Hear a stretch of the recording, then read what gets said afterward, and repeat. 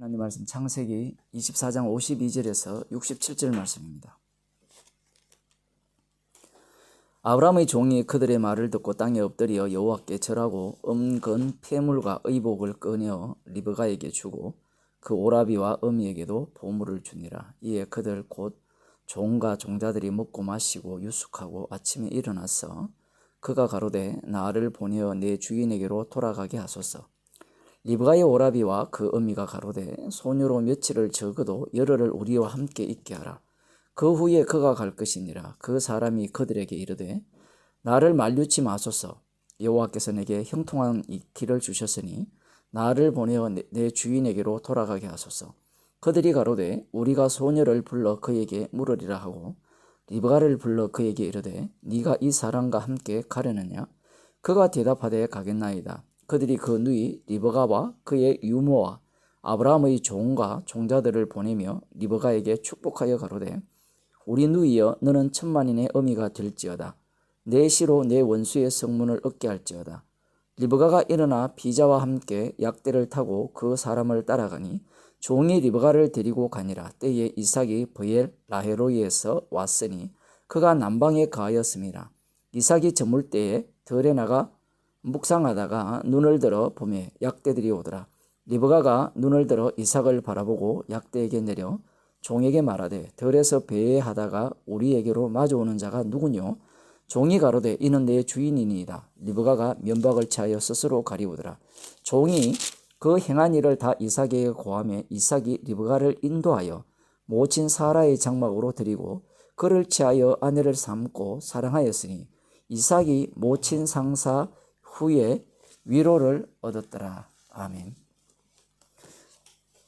아브라함의 종이 리브가와 그 리브가의 부모들과 리브가의 오라비에게 보물을 주는 행위, 그리고 아브라함의 종과 종들이 먹고 마시고 아침에 일어나는 이 일, 그리고 아브라함의 종이 곧장 리브가를 데리고 자신의 주인에게로 돌아가고자 하는 일, 그리고 리브가의 오라비와 그의 부모가 리브가를 좀 더 있다가 데리고 가라.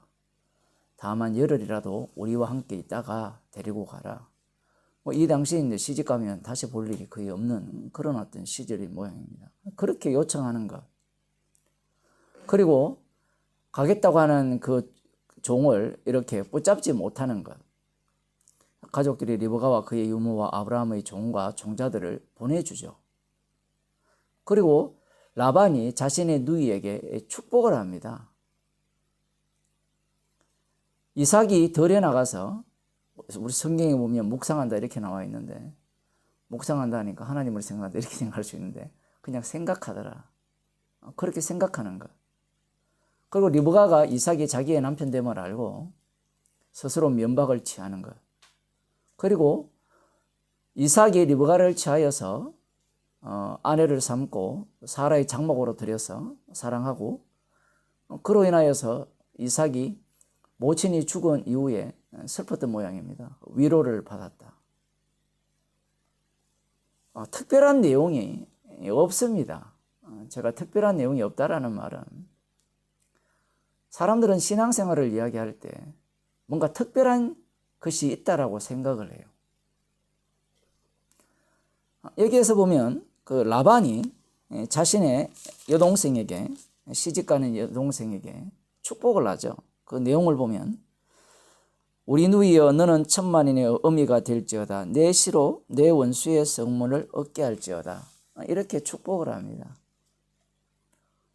라반이 이 누이에게 이렇게 축복하는 것은, 우리 믿음 좋은 사람 우리들이 볼 때는 라반이 마치 하나님의 언약을 알고 있어서, 아브라함에게 하신 약속을 알고 있어서 이렇게 말하는 것 같이 보일지 모르지만, 라반이 리브가에게 이렇게 축복하는 것은 그 당시의 인사예요.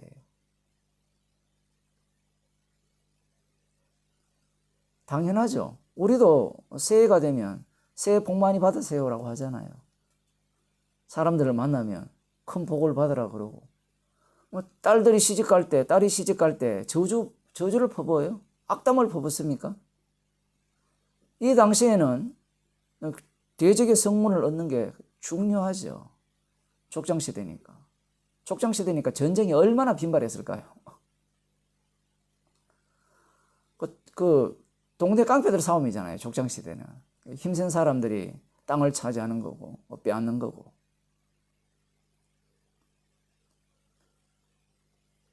그런데 주님은 이 라반이 자기의 누이 이 르브가에게 하는 이 축복을 여호와 하나님의 축복으로 바꿔치기 해버립니다. 하나님께서 아브라함에게 약속하신 것은 강대한 나라를 세울 것이라는 걸 약속했거든요. 그 강대한 나라가 세워지려면 천만인의 어미가 되어야 되죠. 인구수가 많아야 전쟁에서 이깁니다. 대적의 성문을 얻는다는 거예요. 이게 그 당시에 전쟁 논리죠. 마찬가지입니다. 오늘날도 마찬가지죠. 인구가 1억이 넘어야 약간 그 내수 경제가 이렇게 돌아가거든요. 일본이나 뭐 중국이나 인도나 이런 쪽은 내수가 돌아가기 때문에 뭐 어쨌든 수출이 되지 않더라도 이렇게 먹고 살잖아요. 이 당시에는 인구수 많은 것이 전쟁에서 승리할 수 있는 원동력이 됩니다. 그래서 지금 이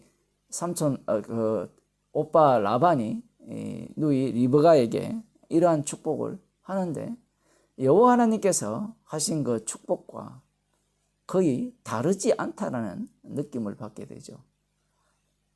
실제로 여호와 하나님께서 이 라반의 축복을 언약 속으로 끌어당깁니다. 그 언약적 축복으로 이렇게 바꿔치기 해버리죠. 사람들에게 일어나는 모든 일상이 세상이 주로 인하고 주로 말미암고 죽게로 돌아가고 모든 만물이 십자가 지신 그 아들을 위해서 지어졌기 때문에 그 아들이라는 그 소용돌이 속으로 다 빨려들게 되어 있습니다. 그 토네이도 같은 그 영상이나 영화 같은 것을 보면 모든 것이 그 토네이도 속으로 빨려 들어가죠. 라반은 자신이 하는 말이 그 당시에 습관적이죠. 그래서 리브가에게 축복을 한 거예요. 그런데 나중에 자신의 조카 야곱이 자기에게 와서 자신에게 한 그 축복대로 자신에게 휘몰아쳐서 자신의 재산을 뺏어간다는 사실을 어떻게 알겠어요?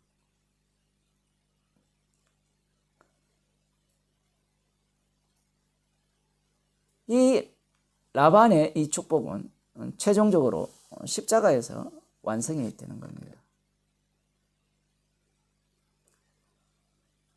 우리들은 이 본문을 볼 때 이 라반이 하는 이 축복을 긍정적으로 하려는 마음이 많을 겁니다.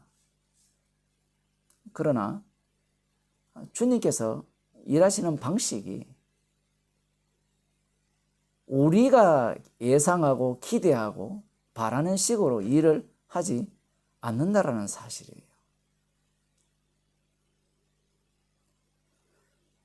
주님께서는 우리들이 예상하는 바와 다르게 일을 하신다는 사실입니다. 그러니까 온 세상 자체가 우리들이 예상하고 기대하고 예측하는 바에 따라서 주님의 일에 사용될 것이라 생각할지 모르지만 그와 정반대로 세상은 십자가 사건 속으로 이렇게 빨려들게 되어 있습니다. 누가복음 17장 11절 이하를 보면 우리들이 잘 아는 그런 사건이 등장하죠. 예수님께서 사마리아와 갈릴리 사이를 지나 이제 예루살렘 쪽으로 향해 가는 중입니다. 그 가는 중에 한 동네를 지나게 되는데 그 동네 부근에 문둥병촌이 이렇게 만들어져 있던 모양입니다. 당시에는 북이스라엘이 되었던 그 사마리아 지역이 되었던 유다 지역이 되었던 어쨌든 문둥병자는 거룩하지 않는 자들이니까 따로 모아놨을 수도 있죠. 자, 이들은 예수님이 그곳을 지나시기 전까지는 그냥 문둥병자들에 불과했습니다. 그런데 예수님께서 그곳을 지나실 때 이들은 예수님이 지나신다는 그 소식을 듣고 예수를 만나러 나갔죠. 만나서 소리를 지릅니다. 예수 선생님이여 우리를 긍휼히 여기소서. 10명이 동일한 목소리, 한 소리를 내죠.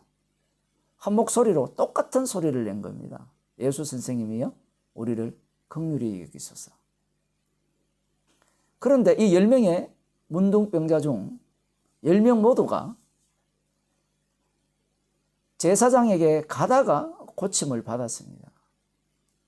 그런데 한 사람만이, 사마리아 사람, 이방인만이 예수님을 찾아왔어요.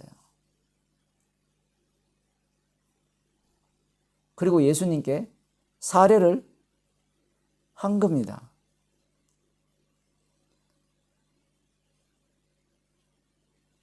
그리고 예수님으로부터 내 믿음이 너를 구원했다라는, 예수님으로부터 죄용삼을 받는 그러한 어떤 사건을 여기서 보여주죠. 10사람 모두가 다 예수 선생님이여 우리를 긍휼히 여기소서라고 외쳤죠. 예수님이 그곳을 지나갈 때 10명의 문둥병자들이 똑같은 외침을 했지만 한쪽은 긍휼의 그릇으로 십자가의 피로 용서함의 그 은혜를 전가하는 자로 드러났고, 나머지 9명은 진노의 그릇으로 드러난 거예요. 나타난 현상은 모두가 다 병고침을 받은 겁니다. 그리고 외치는 것도 마찬가지죠. 그 외침은 누구나가 다 외칠 수 있는 외침입니다. 10명 모두가 다 병고침을 받은 거예요. 우리가 볼 때는 예수님과 관련되기 전까지는 그들 모두는 문둥병자가 아니었죠. 이걸 달리 표현하면 예수님이 지나고 가시는 곳마다 건강한 사람들이 많이 있었잖아요. 여러 부류들이 많이 나타납니다. 가시는 곳마다 예수님을 찾아오고 예수님을 환대했지만 예수님의 말씀 앞에 둘로 쪼개지죠.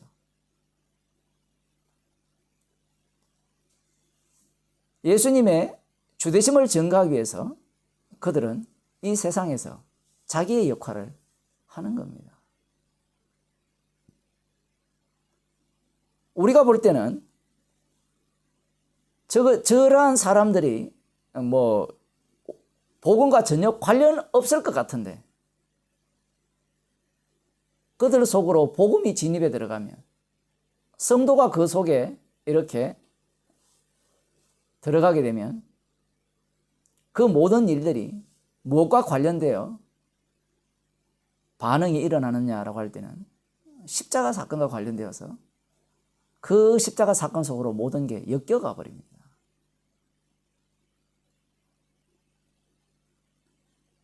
지금 코로나 때문에 사람들이 어려워하잖아요.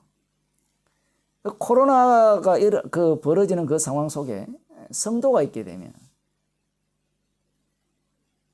코로나조차도 십자가를 전가하기 위한 아주 유용한 주님의 도구가 되는 겁니다. 모든 것들이 그렇게 주님께서 이용하시고 활용하신다는 사실입니다. 모든 만물이 그를 위하여 창조됐기 때문에 그래요. 여기서 우리가 한 가지 주의해야 될 것은 모든 만물이 그를 위하여 그로 말미암아 지어졌고 그를 위하여 창조되었다라고 하니까 그래 맞아 라고 생각할 건데 주님께서는 자기 백성을 그 속에 집어넣어 버리죠. 집어넣을 때 모든 만물이 그를 위하여 지어졌다는 사실이 비로소 드러나게 됩니다. 그 속에서 성도는 십자가 사건을 경험하게 되는 거예요. 그 상황 속에 들어갔을 때 성도가 어떤 대우를 받을 거냐. 십자가를 자랑할 때 죽어도 좋다고 할 때 무슨 소리를 들을 거냐? 라는 겁니다. 성도는 말씀의 구경꾼이 아니라 그 말씀 속에 휘말려서, 달리 말하면 온 세상이 주를 위하여 만들어졌기 때문에 만들어졌다라는 것을 드러내는 역할이죠. 그 역할로 이 땅에서, 이 세상 속에서 살아가는 겁니다. 기도하겠습니다. 이 땅에 하는 모든 인간들의 말들을 다 끌어모아서 십자가 지신 예수 그리스도의 주되심을 증거하기 위한 재료로 사용하시는 그러한 주님의 능력을 말씀을 통하여서 보게 하심을 감사드립니다.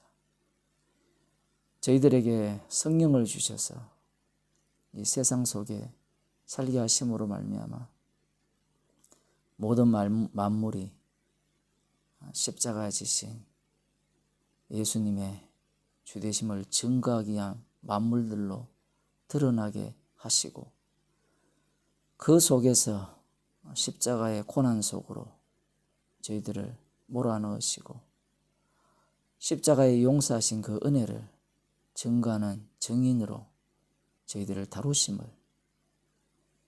저희들이 감사함으로 감당하는 자가 되게 하옵소서. 예수님 이름으로 기도드리옵나이다. 아멘.